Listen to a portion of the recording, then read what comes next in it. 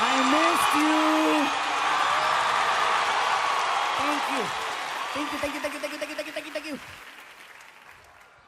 Section 215, 14, 13, 12, 11, 10, 9, 8, 7, 6, 5, 4, 3, 2, and 1. They can hear you. Oh my God, I must look tiny up there, huh? Está chiquito, está chiquito. He's so little, yeah. Before I say anything else, you guys, a big hand for Bay Area legend, Mr. Chuy Gomez. The first man to ever put me on the radio in the Bay Area. Thank you, Chuy. And of course, another big round of applause for my friend, the man, the myth, the legend. Give it up for Martin.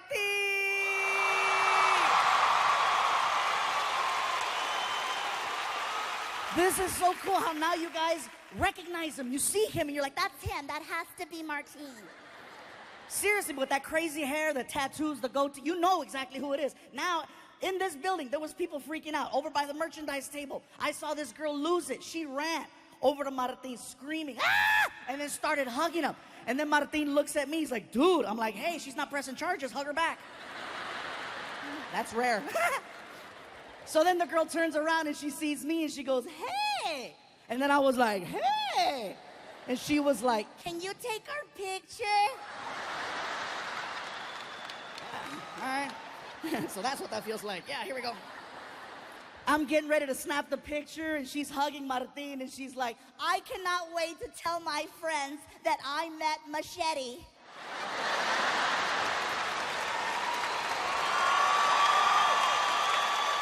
I lost it. I was like, smile, Machete! Smile, Machete! He was so sad. He was like, bro, she recognized me, but she thought it was someone else. I said, hey, get over it. I was Operation Repo for 3 years, okay? Just be thankful you got recognized. So let me tell you what's happened since the last time we've been here in the Bay, you guys. By the way, I hope you like our decorations here.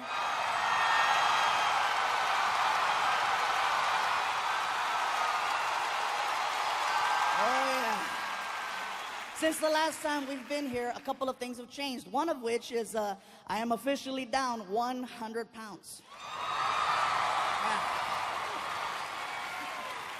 Yeah. I know some of you in the front are looking at me right now like, Well, how big were you? I know. Hercules, yeah. Anyways, you guys, let me tell you what happened. Basically, I found out I was a little sick. I was diagnosed about 2 years ago, type 2 diabetic. Now, I maxed out at 445 pounds. Yeah, that's way past fluffy, okay?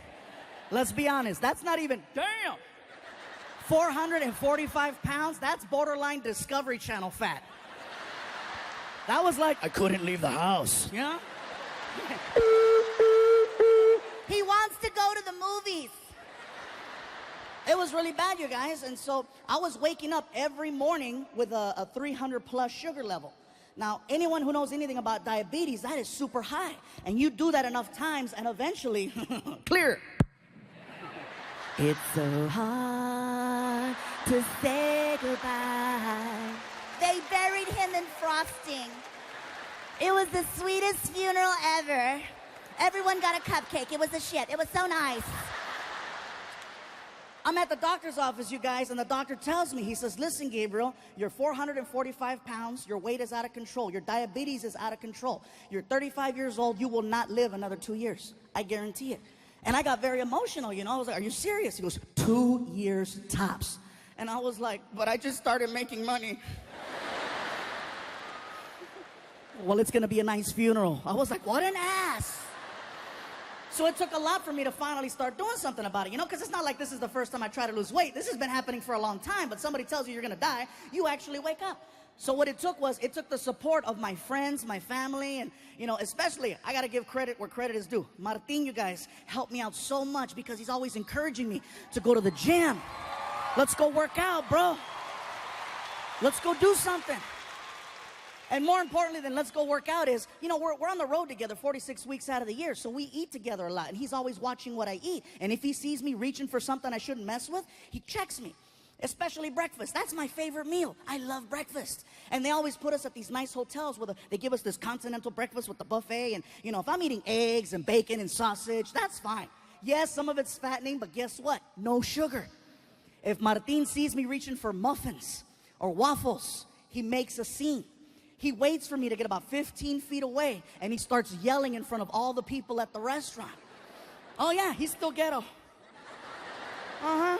I don't care if it's a Ritz-Carlton. Guess what? Machete's here. He starts yelling. He waits for me to get 15 feet away, and then he starts. Really, bro? You're going to put that in your mouth, Fluffy? You know what that's going to do to your body? Hey, have some self-respect. And he makes me cry at breakfast. I'm sad. I'm like, I don't want the muffin. I don't want it. I don't want the muffin. I'm not a little whore. I'm not a little whore. But see, that is a real friend who would check me and remind me, hey, bro, get mad at me all you want. I just want you to live. And I got to respect that. That's why I love that dude, you know? And in turn, sometimes I got to check Martin. Yeah. Believe me, you guys. It goes both ways. Sometimes I have to check him. Not about his weight, but he has his demons too. You know, oh, believe that. Yes, sometimes there's limited space at the hotels where we're staying at. So sometimes we got to double up on a room. And every now and then, Martino brings some random girl to the room at 3 o'clock in the morning, wakes me up. I got to look at him and say, really, bro? You're going to put that in your mouth?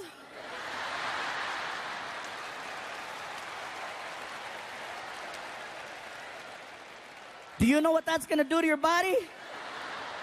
Hey, have some sense. He doesn't. He really doesn't. So let me tell you guys, I'm in the doctor's office and he tells me, he says, listen, Gabriel, obviously working out isn't cutting it. I have a friend who specializes in gastric bypass, and I think it would benefit you greatly to at least listen to what the guy has to say. It couldn't hurt. So he hands me a card. The card says BH Surgical Center. I make an appointment. I show up to this place. I get to the door. The door doesn't say BH Surgical Center. It actually says Center for the Morbidly Obese. Yeah, that shit's not cute. So I figure I'm there. I might as well check it out. So I walk in. I go over to the receptionist and I ask, right spot? And she was cool. She was like, Yes, sir, you're in the right location. can I ask you something? Absolutely. Why does it say Center for the Morbidly Obese on the door? The doctors prefer it that way. Why don't you have that on the card? Because then you won't come in. First time? Yeah, first time. So she hands me a clipboard, and she goes, Please take this clipboard and have a seat. They'll call you in a few minutes. so I turn around and I sit down on this couch, and I start filling out the paperwork. And it wasn't like insurance forms and stuff like that. It was actually more of like a questionnaire. They ask you a bunch of questions, and you have to answer from 1 to 10 how unhealthy you think you are. And it's not going good. It's not. I'm like, oh, freaking 8, 8, 9, 9, 9, 9, 10, 9, 9, 10, 9, 10, 10, 10, 10, 10, 10, 10. And as I'm filling out the paperwork outside the door, I hear.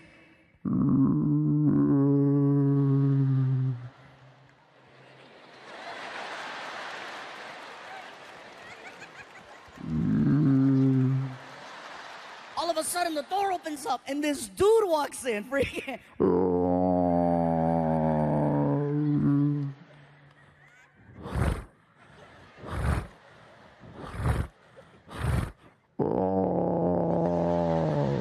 I was like, oh my God, you're morbid. Immediately, my score got better. I'm like, shoot, I'm a 4, 4, 3, 3, 3, 2, 2, 2, 1, 1, 1, 1, 1, 1, 1, 1, 1. I'm healthy by default. He makes his way over to the receptionist, and she's like, Are you here for the 8:30? Is this your first time here?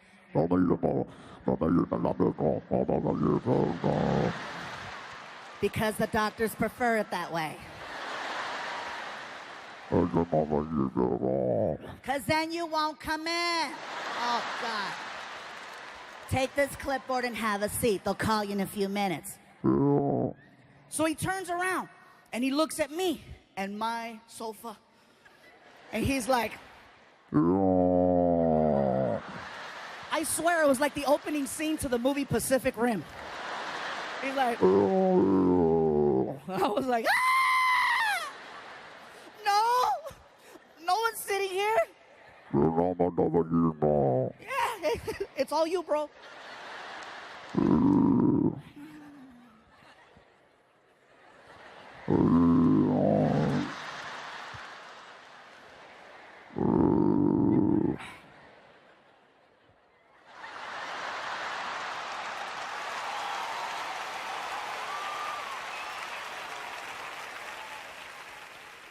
He turns around and he lines himself up with the sofa and he starts doing this little shuffle backwards. Now keep in mind, I see this coming towards me, right?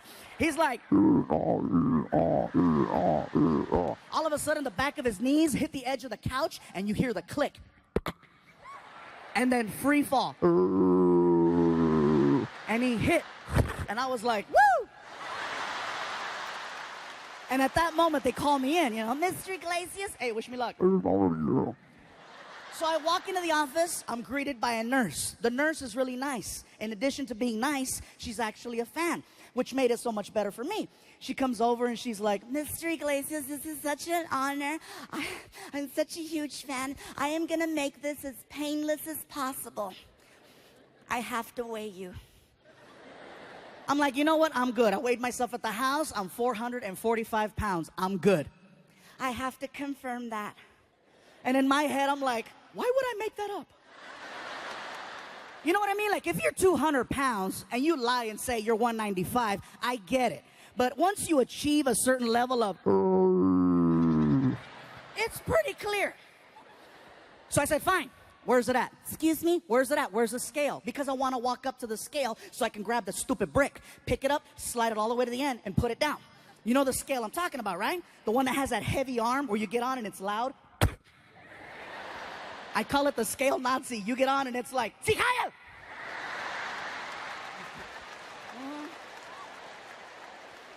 She starts laughing. She goes, Mr. Iglesias, you are so silly. Actually, our scale is industrial. Anytime someone uses the word industrial and you're in the sentence, oh, you messed up. She goes, Mr. Iglesias, it's built directly into the floor. Stand on the little X. I'm like, oh my God, I'm a semi. And then she gives me instructions. She goes, Mr. Iglesias, listen, stand still. I'm going to press the little button on the wall. It's going to make a sound, and then your weight is going to appear in the little window. And I'm like, make a sound. In my head, I'm like, I hope it's not, So I'm bracing myself. I'm waiting. I'm like, and then she presses it. And it was actually cute. It was like a casino sound. It was like, hold on, my shoes. You're laughing. It's 3 pounds, bro. So then she walks me into the doctor's office. I sit down, doctor walks in, and we spoke for an hour. In a nutshell, what he says is that he wants to take my stomach, which in his opinion is the size of an NFL football, and he wants to cut it and make it the size of a hard-boiled egg. Therefore, you only eat this much and you lose weight with time.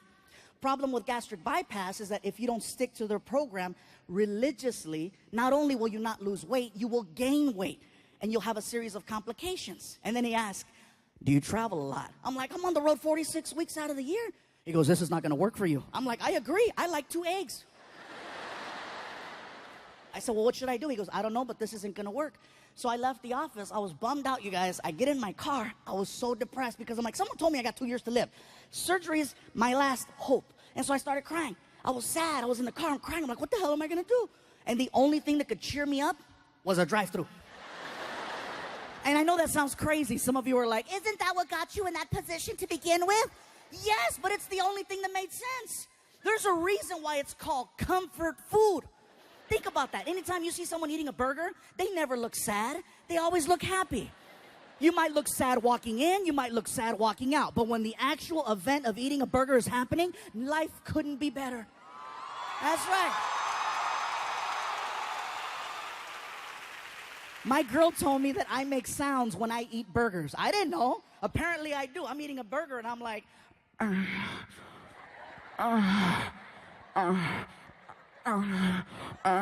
She was like, are you eating that or are you eating that? Think about it. Who's sad when they're eating fast food? I'll tell you who's sad. The person eating a salad watching someone eat fast food. That's who's sad. So I pull up to this fast food restaurant with a big M on it. And the guy in the speaker's like, may I help you? And I'm crying. I'm like, you have no idea.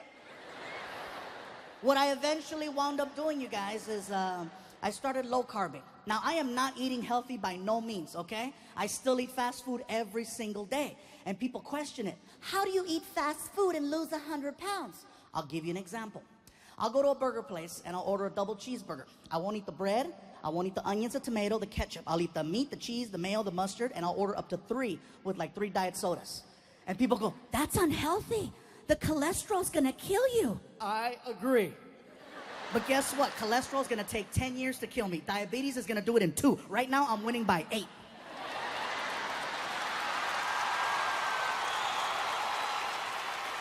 Hell yeah, that's called fluffy math, bro. There's a lot of people mad in here right now. Fluffy found a loophole. Yes. So I started low carbing, I started doing yoga, and I know that sounds like a joke right there. Yeah, some of you are like, he means yogurt. No, yoga. Freaking DDP helped me, and then I started lifting weights, and it's kind of hard for me, you guys, because now I have people at my shows telling me, we're noticing there's a little difference. You're a little less fluffy. What's gonna happen if you keep losing weight? What are we gonna call you? What are we gonna call you? I lift weights, call me Buffy, I don't care. The point is that I'm not trying to lose weight for vanity's sake. I'm very secure. The point is that I'm trying to lose weight so I can be around for my family, so I can be around for my friends, and so I can be around for you.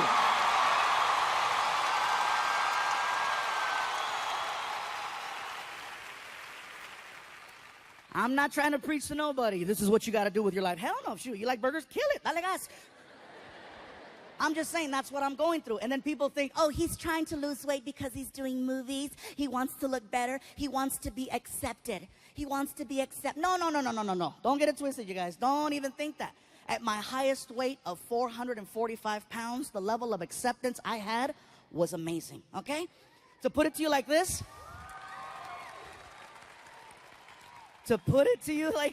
at 445 pounds, there was women throwing themselves at me.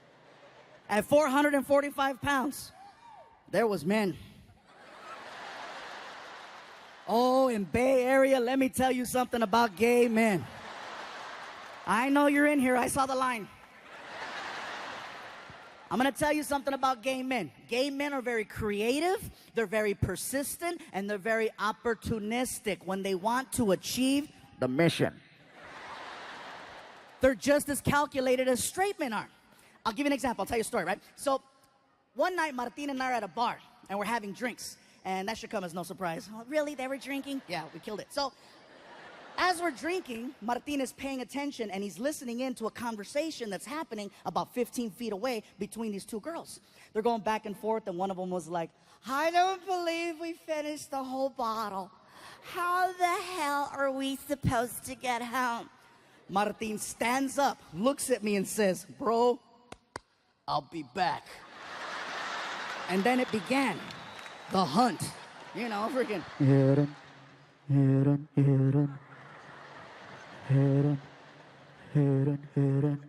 Gay men are the exact same way. They listen, they focus, they pay attention. They wait for one of the cows to get away from the rest of the herd so they can corner it and strike. 4 hours later, Martin and I are at the bar, and I'm 16 shots of tequila in. Oh yeah, and I feel fantastic.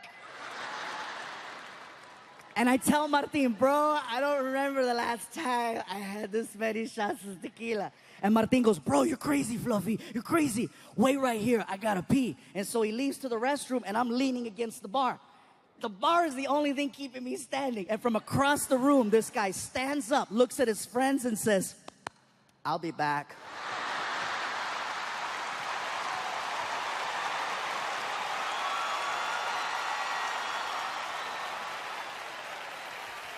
And then it began. The hunt. And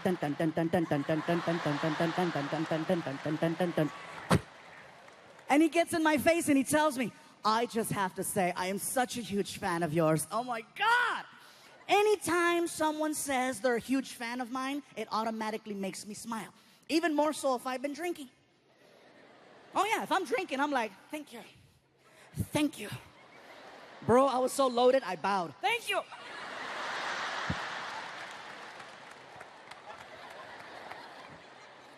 The guy puts his hand on my shoulder and he says, I just have to say, you have gotten me through some difficult time. And he stops talking and he squeezes and he goes, oh my God. Do you work out? I was so drunk, I said, a little. You're the first person to notice. And he's like, oh, you could totally tell. And he squeezed again. And I said, I'm sorry, am I overstepping? No, bro, you don't understand. I'm stressed out. That felt pretty good. Want me to rub both your shoulders and your back and scratch it? Because I will. Oh, whoa. Hey, go for it. He grabs me by the shoulders, you guys. He grabs me by the shoulders and he turns me around. Now I'm facing the bartender, and the bartender is trying to warn me. The bartender's like, hello, hello, hello, hello. I'm so drunk, I'm like, ah! This guy is working my neck well. I'm like, it feels so good, I push off the bar. At that moment, Martin returns from the restroom. He sees what's going on. He doesn't stop it. He doesn't say a word. As far as I know, Machete is taking notes. The guy turns me back around and he says, I just have to say, if you were mine, I would cook for you every single day of your life. At that moment, Martin cuts into the conversation like a referee at the end of a bad fight, and he hugs me and he holds me and he goes, dude. And I go, dude. And then I looked at the guy, hey, what can you cook? And Martin shook me, get out, what? And he drags me away.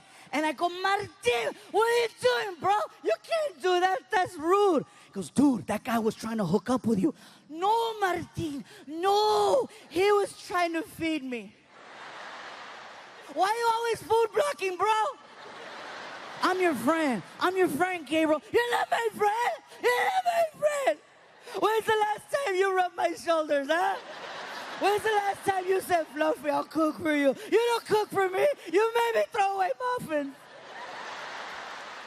We're arguing so hard, you guys. Now this guy thinks we're gay. He's like, oh my God, I'm such a homewrecker. And then he ran. The point to that story is, I started losing weight for health reasons. Some of you are like, He went a little far for that. poquito. What I think is funny is that now people are questioning my shows. They're like, well, what is Gabriel gonna talk about if he continues to lose weight? What's he gonna talk about? I'm like, seriously, between the amount of crazy friends that I have and the amount of alcohol I drink on a regular basis and the amount of crazy random places we visit, I will always have stories for you guys. Random stories.